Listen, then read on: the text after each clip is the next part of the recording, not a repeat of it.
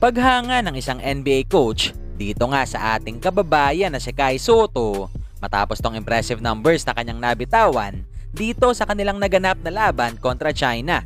Yan ay matapos mang i-like ang video na ito, mag-subscribe sa ating channel at pakidamay na rin ang ating opisyal na Facebook page.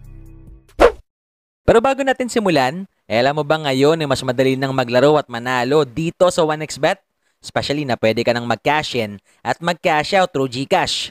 Kaya naman i-click lamang etong link na nasa comment section ng ating video at gamitin ang promo code na BGS2 upang makasali.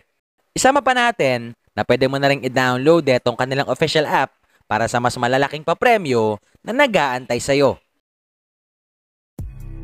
Kahapon nga mga bularo, talagang naging laman ng usap-usapan para sa marami etong malaking balita na nilabas ng SBP regarding sa 12 players na ating isasabak dito sa magaganap na Asian Games sa huling linggo ng Setyembre.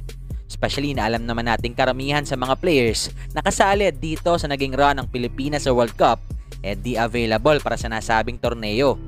Pero maliban dyan, naging laman din ng talakayan kahapon etong paghanga ng isang NBA G League coach dito kay Kai matapos tong impressive numbers na kanyang nabitawan sa naganap na laban ng Pilipinas kontra China.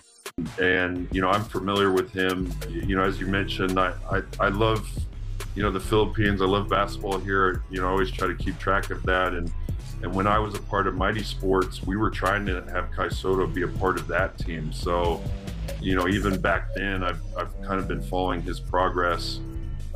And he's clearly very talented.